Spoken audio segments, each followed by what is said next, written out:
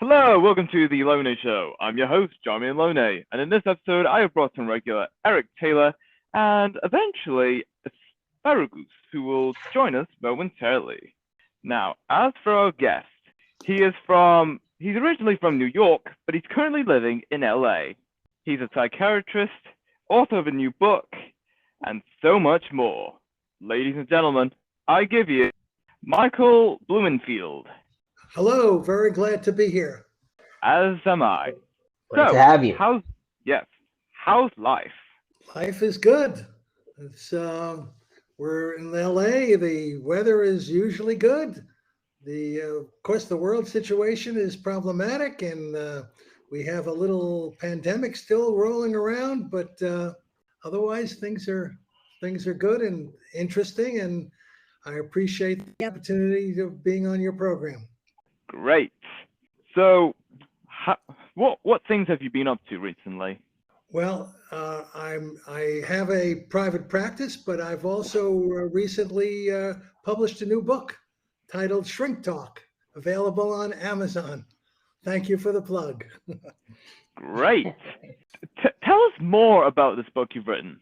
Well, I've written several books in the past, but they're mainly for the profession, and I've had some very interesting experiences. I've been a professor. I've taught uh, young psychiatrists. I've taught medical students and psychologists, and I've had a lot of very interesting experiences.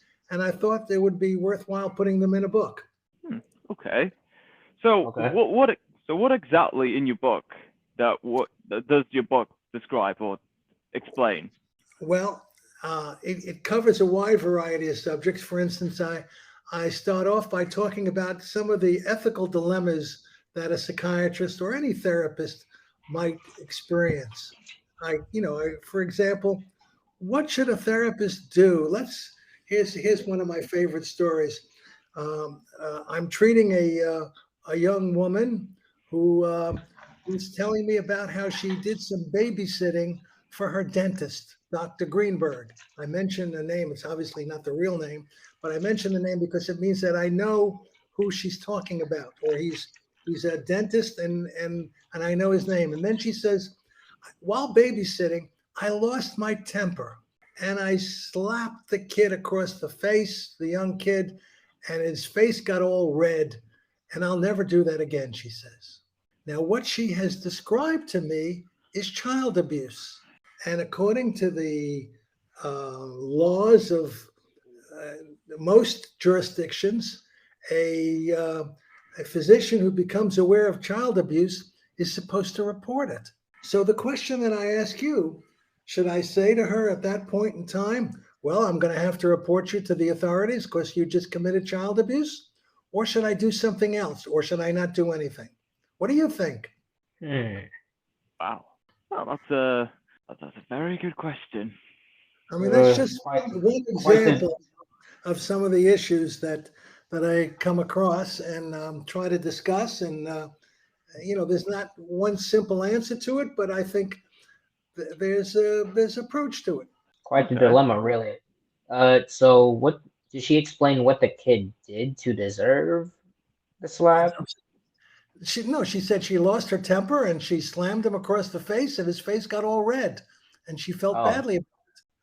so if the kid didn't do anything, then yeah, that So is child abuse. a lot of people would say, well, the law is you have to report it to the authorities.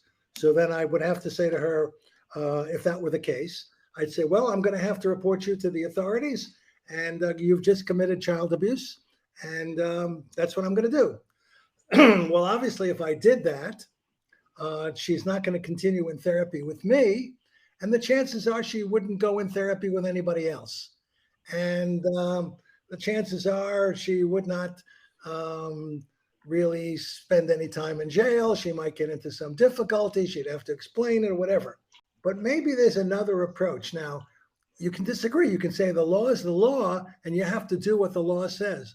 What about instead? I said to her, I'm glad that you're sorry that you did it, and I'm glad that you say you'll never do it again. But what do you say that we agree that you won't do any babysitting until we've worked on this in therapy? And if she agrees to that, I think we've preserved anybody being hurt in the future, and or at the present or in the near future, and we stand a chance to deal with this problem. Whereas if we reported her, the chances are, she would eventually get out of this difficulty and she'd never go back to a therapist again. That's just an example of one type of case. I can give lots of other cases. I can also tell you about my interaction with 2 United States presidents that I had in my long career in psychiatry. If you'd like to hear one of those stories, I'd be glad to do that too. Yeah, sure, go ahead. Well, this is an interesting. Both of these are interesting, and they just happen to happen. And okay, one of them was I was returning. I was on an airplane with my wife, and we were about to fly back home. We had just been someplace, and we're both reading the newspaper, and there are 2 big headlines across the newspaper. One of them says, "The U.S. announces the end of the war in Vietnam," or that President Nixon announced the end of the war in Vietnam. And then the other one says that former President Lyndon Johnson died of a heart attack. These were 2 separate stories. And my wife turns to me and says, it's too bad that Johnson didn't live to see the end of the war in Vietnam. Because if you know a little bit about the political situation, that was his biggest failure in life. And and unfortunately, she says he didn't live to hear about the resolution of his biggest dilemma. And I said to her, I think that he did learn about the end of the war in Vietnam, and that Nixon must have called him, and that's what killed him. So then I go back to New York, and I'm teaching psychosomatic medicine, mind, body. And I use this hypothetical as an example. And then somebody once says to me, you're always spouting off about how Nixon killed President Johnson. Why don't you ask Nixon? By then, Nixon was disgraced and thrown out of office and was living in New Jersey someplace. And I wrote him a letter. And I told him that that Johnson died the same day that you announced the end of the war in Vietnam, or the day after. And I imagine you must have notified him, and that's what killed him. And believe it or not, Nixon wrote me back a letter, and he agreed with me. He said he had Haldeman, his chief aide, call Johnson the day before it was announced. And when he told Johnson this, Johnson said, "I know what that means." And he sounded very sad. And he died the next day. So he died. So wait, he died of. He died of a broken heart. He died of a broken heart. Oh. He died because sometimes when there's a major emotional event, that can precipitate a heart attack, and to that one, that was. And I'll tell you another story about a U.S. president. Again, all in my book titled "Shrink Talk." Available on Amazon. Thanks for the plug. All right. This had to do with President Obama. I met a man a while back whose son died in Vietnam. And he was a soldier in the army, and he died in Vietnam. And it was a sad thing. They shipped his body back. The family got a flag, but he didn't get a letter of condolence, like all the other families of soldiers who die in Vietnam and during the war. And the reason that he didn't get the letter of condolence was that his son didn't die of an enemy bullet. His son died of suicide. And that seemed wrong to the father, and it seemed wrong to me. That if the soldier was under so much stress in a combat zone that he couldn't take it anymore and he committed suicide, that he was a casualty of war just as if a bullet had hit him. So at that time, I was Speaker of the Assembly of the American Psychiatric Association. You can imagine what that means. It's delegates from all over the country, and we passed resolutions and things like that. And I was the speaker, the leader of the group at the time. And I introduced a resolution that we should send as the American Psychiatric Association to President Obama, asking him to reconsider his policy of not writing letters of condolence to soldiers who have committed suicide. And subsequently, he changed the policy. So that's another example of an interesting experience. So again, having been around a while, I've had a lot of interesting experiences as a psychiatrist, and I wanted to share them with people. So I wrote this book called Shrink Talk, and I'm glad to tell you some of these stories and see your reaction to them, and hopefully stimulate your listeners to think about some of these issues. Yeah, that's Okay. that's Okay. a very good point. Yeah. Yeah, that's a very good point. So, do you plan on writing any more books in the future? Well, I might. I occasionally I'll write an article, or for instance, or occasionally I'll write a blog or something. For instance, this whole pandemic has raised a lot of psychological issues. We might touch upon that issue. I talk about this in the book, although the book was written a little at the beginning of the or the middle of the pandemic, but still it's pertinent. In other words, the question that struck me is, how do we understand people who are non-vaxxers and non-maskers? In other words, people who refuse to get vaccinated or won't wear a mask when they're in public. This is a very serious problem, and I felt that we needed to apply some psychological insight into this phenomena and come up with a solution of what we should do about it. I don't know if you have any thoughts about. For all I know, you're a non-vaxxer, but that's is basically a very serious problem. And do you have any thoughts about the non-vaxxers? I mean, if people don't want to get vaccinated, that's fine. But what's important is that we keep each other safe and we don't get each other sick. That's all that matters. Right. That's the only thing that matters. Well, the thing is, though, that the people who are not getting vaccinated are not only endangering themselves and their families, but they're endangering other people. And the question that I wanted to consider was, how could they do that? What type of thinking would allow somebody to endanger themselves and endanger their families and other people? Well, obviously, the people don't want to endanger themselves. They don't want to endanger their families. And they come up with all sorts of reasons why it's okay for them not to get vaccinated. And they use a psychological mechanism that is well known to mental health professionals called denial. And in this case, this psychological mechanism of denial, where they're denying the danger to themselves and to their families and to others, is a fatal denial. So I named it this mechanism that was going on as fatal denial. And then the question was asked to me, well, okay, you've identified the phenomena of people using fatal denial by not getting vaccinated or not wearing masks in crowded events and being part of a super spreader event.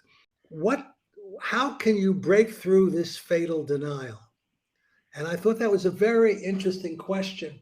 It's one thing to go spout off, oh, this is denial, this is fatal denial, and people are dying because of it. But the question is, what can you do about it? And I think that the media can deal with this situation by directing themselves towards the mechanism themselves. And the media does do what I'm going to describe to a degree, but not to the degree in which they should. And here's what I think needs to be done. I hope you're following me. I'm not confusing you at all. Number one, that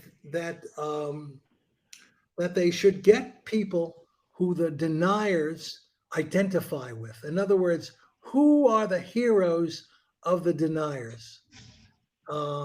They might be sports figures, they might be movie stars, they might be musicians, etc.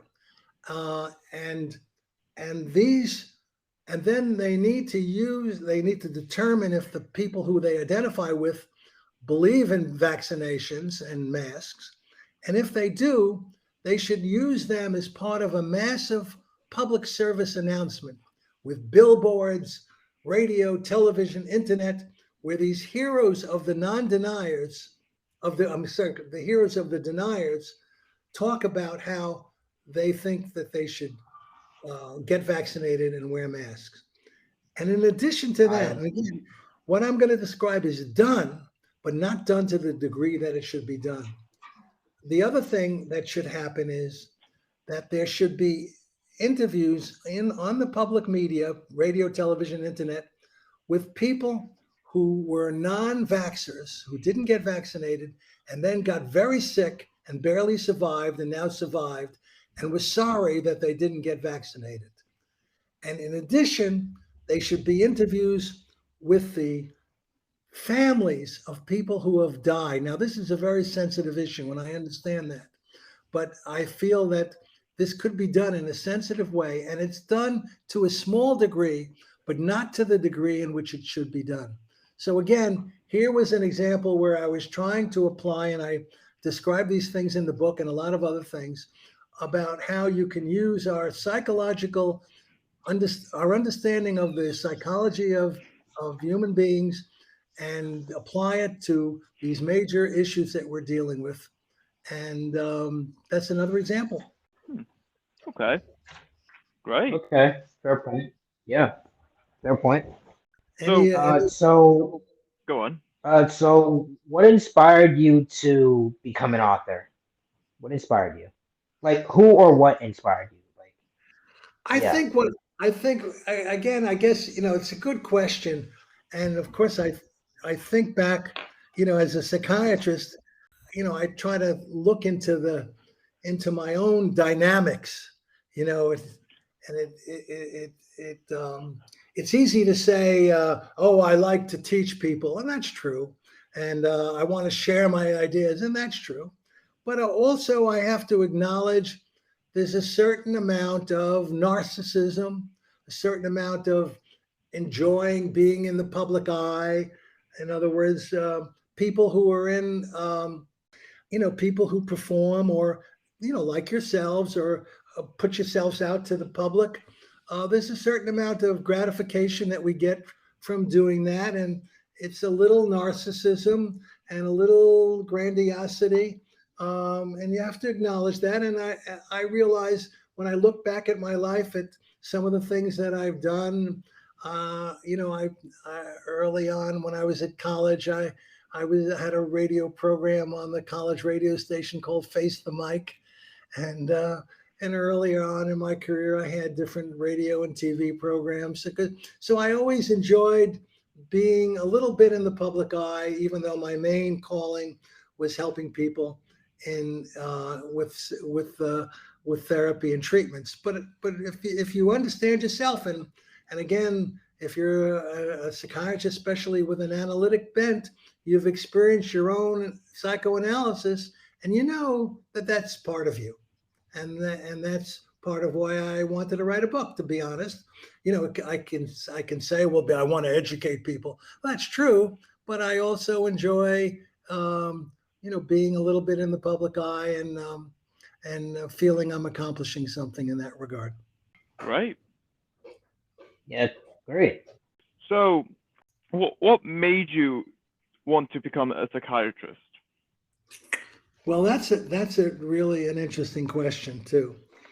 I'll tell you the story. Again, having had my own analysis and having thought about this question many times and been asked it and reflected on it, I can tell you a little bit about it. It's a little deep dive, but that's the way you should approach these things. My father wanted me to be a doctor. I wanted to be a radio personality. Um, this was, of course, before the internet when there was just radio and television. And enjoyed sports. At college, I would broadcast the football games and the basketball games, and I enjoyed that. Um, but my father really was pushing for me to go to medical school, and I respected him and all that. But I just wasn't quite going in that direction, or didn't want to go in that direction. And then I guess in my junior or senior year of college, um, there was a graduate student who needed an assistant. And what the graduate student was doing was he was implanting electrodes into the brains of cats. And he put these electrodes into the brains of cats and then would have wires coming from the head of the cat from the electrodes up until the ceiling, into wires go in the ceiling so the cats could walk around and the researchers could view the brain waves of the cat. And he needed an assistant, and I was an undergraduate, and I thought, well, that would be interesting. I'll do it. And then I was able to see that you could see what the cat was going to do. You could see the cat thinking, and by looking at the brain waves, you could tell when the cat was ready to make a decision, and sometimes you could predict what that decision was based on the brain waves. And I thought that was fascinating. So I said to my father, okay, I'll go to medical school, but I'm going to become a neurologist. Okay, this was like a compromise. And then when I got to medical school, you asked this question, you get the big answer, sorry. So then when I got to medical school, I came under the influence of a psychiatrist who talked about human behavior and psychodynamics and things like that. I'm sorry.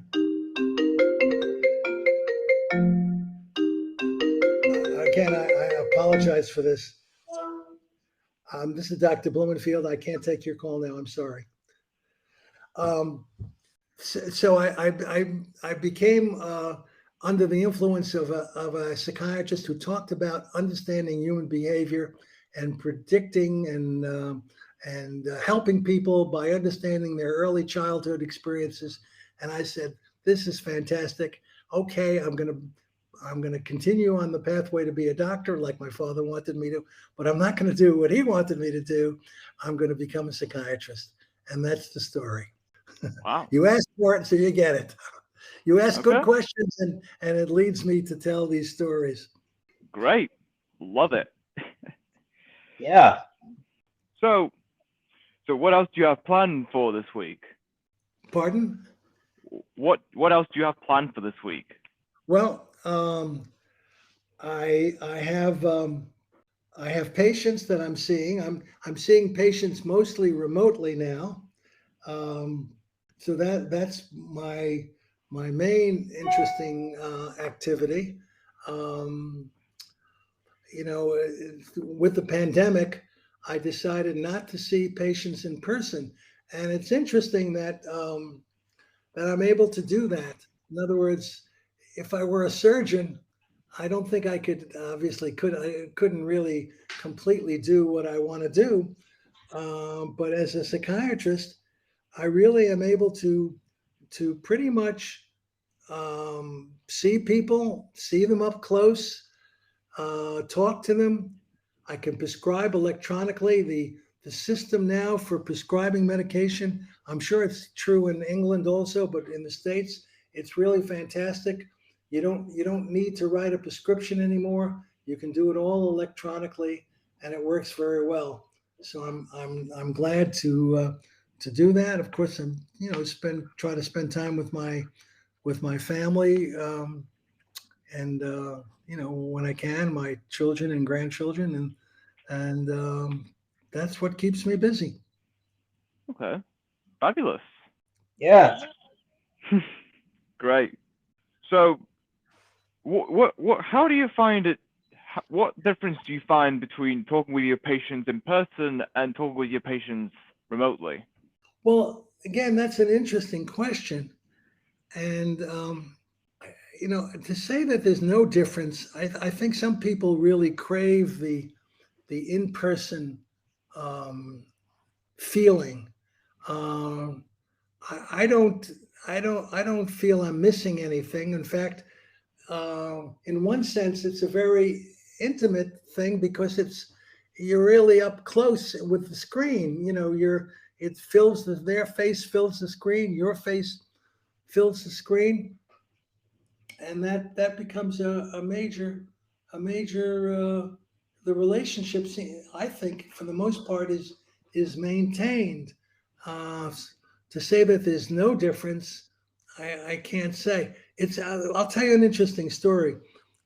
Several years ago, I was president of an organization called the American Academy of Psychoanalysis and Dynamic Psychiatry, and I gave the presidential address. And in the address, I talked about the past, but I talked about the future. And I predicted that in the future, we would see people by holograms. You know what a hologram is, right? Yeah, of course. Yeah, three-dimensional thing. Oh, yeah. And in fact, I first saw a hologram way back at the World's Fair in New York, maybe 40 years ago or something like that. And occasionally I've come across holograms. Some of them are not that good, or just shimmering, images of people. But other holograms really do very good three-dimensional projection. And I can picture, with the good technology of holograms, that we'll be able to do therapy that way. From a practical point of view, normally I can only see people who live, in driving distance of my office. Now I can see people throughout the state. In the US, you have to be licensed in an individual state to see it, but California is a big state. And even though I'm in Los Angeles, I see people from San Francisco, San Diego, which normally I wouldn't be able to see because it would take a couple of hours for them to come to my office. So I think things have changed, and I think with the refinement of video techniques such as holograms, I have a feeling we're going to be doing a lot of this in the foreseeable future, even when the pandemic is past us. Oh, yes, absolutely. Technology is the way of the future. And no matter what, it's still progressing as we know it. Exactly. Yeah. And that is all we have for this episode. It was great having you here, Michael, talking about your profession, working with patients, and everything else. It's quite amazing. Yeah. Well, thank you. I think it's been an amazing ride to be a psychiatrist in the current generation, and not only to use different techniques, interactive and psychodynamic techniques, but also to have the opportunity to use some of the modern medications is really amazing and quite an experience. Yeah. And until next time, stay tuned for more.